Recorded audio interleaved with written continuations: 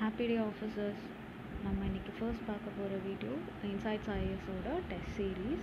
இந்த டெஸ்ட் சீரீஸில் நம்ம சப்ஜெக்ட் வைஸ் டெஸ்ட் சீரீஸ் பார்க்க போகிறோம். அதில் test 3 is for modern history.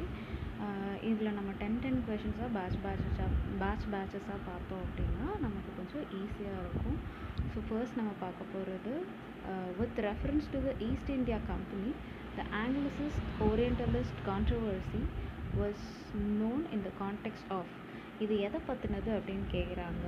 இந்த கான்ட்ரவர்சி அது எஜுகேஷன் பற்றினது. ஸோ இந்த கான்ட்ரவர்சி எதுக்காக வந்தது அப்படின்னு பார்த்தீங்கன்னா, எஜுகேஷனை எந்த வழியில் கற்பிக்கிறது, வர்னாக்குலர் லாங்குவேஜஸா இல்லை வெஸ்டர்ன் எஜுகேஷனா அப்படிங்கிறதுக்காக வந்தது தான் அது.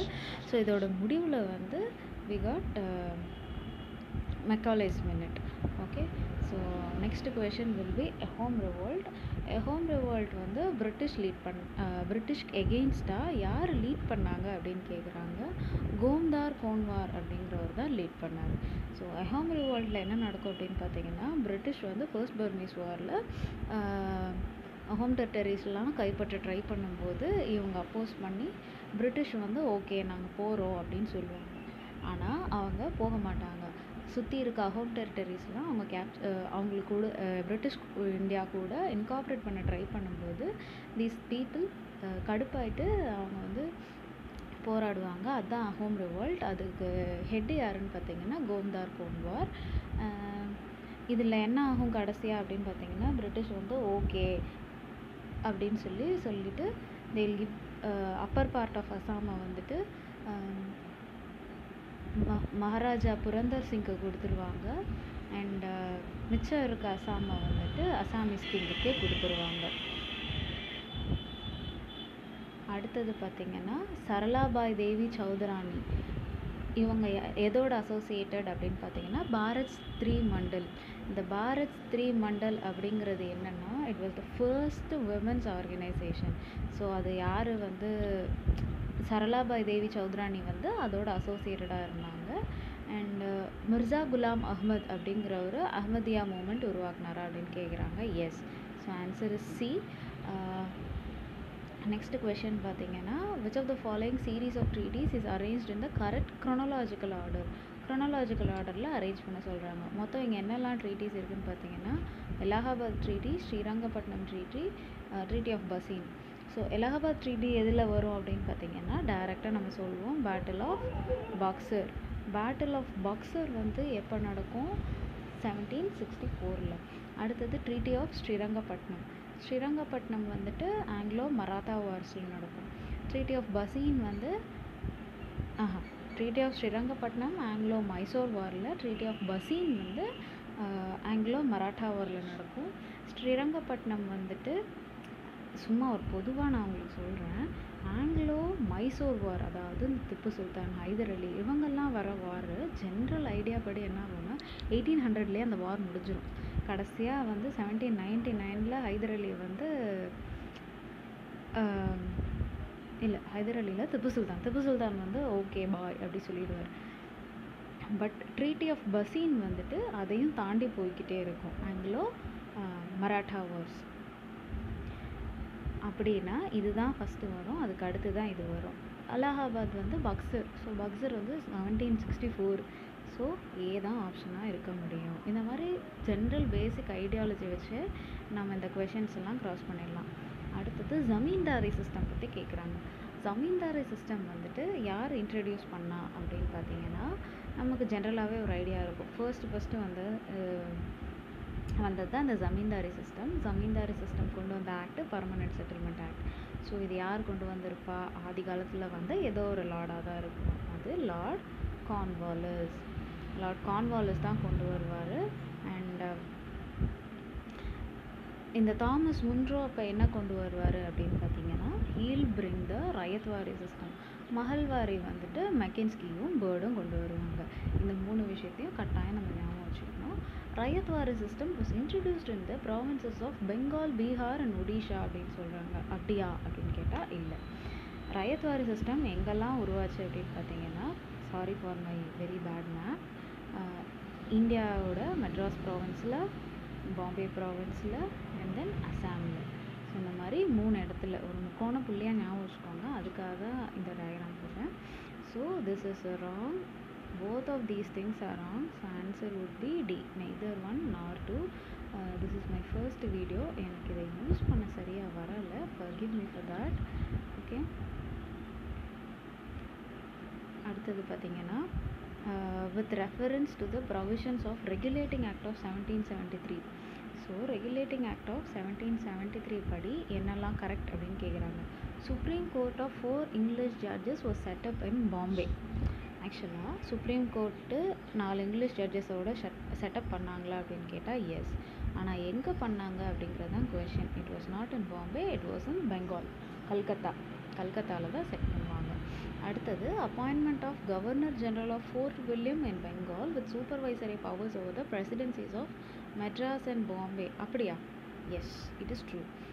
பெங்கால் தான் வந்துட்டு அவனு இந்த மேப் ஞாபகம் வச்சுக்கோங்க.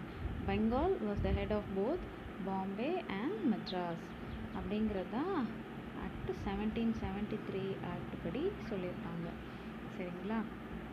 அடுத்தது ஸோ இதுக்கு ஆன்சர் என்ன அப்படின்னு பார்த்தீங்கன்னா டி. இது B2 ஒன்லி. ஓகே, ஸோ இந்த மாதிரி குழம்பிடாதீங்க. அடுத்தது வந்து on the consider the following statements. On the 20th May of 1498, Portuguese sailor named Vasco da Gama arrived at Calicut. So இதில் நம்ம 3 திங்ஸ் பார்க்க வேண்டியிருக்கு. போர்ச்சுகீஸாக அவர் 1498 வந்தார். அவர் வாஸ்கோ ட காமாவா அவர் பேர், கேலிக்கட்டா அவர் வந்த ஊர். Yes, all the given informations are correct. அடுத்தது வந்து அல்ஃபோன்சோ டி அல்புக்யூர்க் வந்து கோவாவை கேப்சர் பண்ணாரா? எஸ். அதனால தான் அவங்க மட்டுமே ஒரு மாதிரி வித்தியாசமாக இருப்பாங்க. they will be looking like those Portuguese settlement. அது வந்து அவங்க பெக்யூலியராக இருப்பாங்க. அடுத்தது வந்து from the Sultan of Golconda.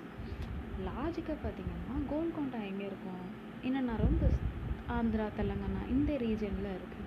So logically பார்த்தா கோல்கொண்டாக்கும் கோவாக்கும் எந்த சம்மந்தமும் இல்லை. It was from the sultan of Bijapur.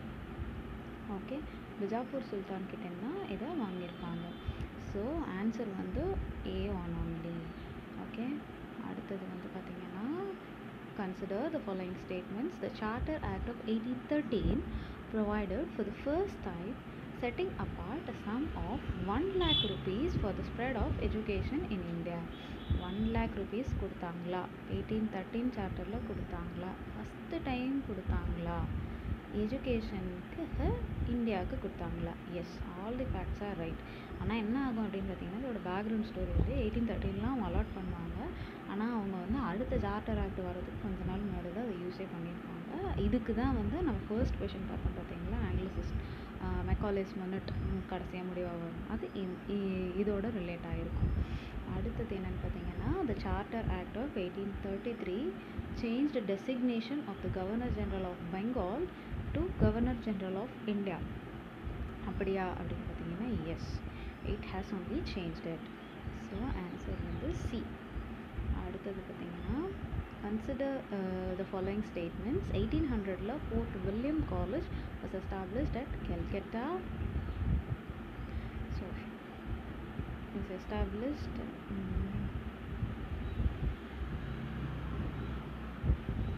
Fort William College 1800 Fort William College was established at Calcutta during Governor Generalship of Lord Cornwallis அப்படின்னு கேட்குறாங்க. Lord Cornwallis 1800. லாஜிக்கலாக பார்த்தீங்கன்னா இது 1800க்கும் கார்ன்வாலிஸ்க்கும் சம்மந்தம் கிடையாது. சரியா? So that could be a wrong option.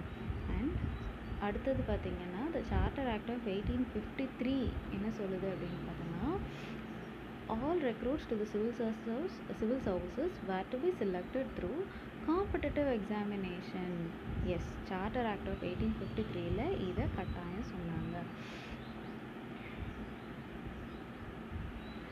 So option is 2 only.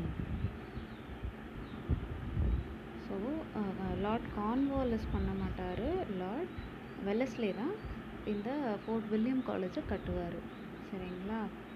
அடுத்தது என்னன்னு பார்த்தீங்கன்னா consider the following statements. Warren Hastings established a Diwani Adalat and a Faujdari Adalat in every province. So இதில் நம்ம பார்க்க வேண்டிய வார்த்தை திவானி அதாலத், ஃபௌஜ்தாரி அதாலத். வாரன் ஹேஸ்டிங்ஸ் தானா and in every province. இந்த மாதிரி எல்லா வார்த்தையிலுமே ட்விஸ்ட் வரதுக்கான சான்ஸ் இருக்குது. இங்கே ட்விஸ்ட் வந்து ப்ராவின்ஸில் எல்லா ப்ராவின்ஸ்லேயும் க்ரியேட் பண்ணல, அவர் எல்லா டிஸ்ட்ரிக்ட்லேயுமே க்ரியேட் பண்ணார். So this option is wrong. But இங்கே அதுக்கு பதிலாக டிஸ்ட்ரிக்ட்னு கொடுத்துருந்தாங்கன்னா this option is right. Okay, இப்போதைக்கு அது தப்பு. அடுத்து வந்து Lord Cornwallis abolished the provincial court of appeal and circuit. லாஜிக்காக பார்த்தீங்க அப்படின்னா கார்ன்வாலிஸ் கோட் அப்படின்லாம் நம்ம படிச்சிருப்போம். அப்படின்னா அவர் அபாலிஷ் பண்ணியிருப்பாரா? சான்ஸ் இல்லை. So he didn't abolish. That option is wrong and the right option answer is option A, 1 only. Okay, next video பார்க்கலாம். Bye.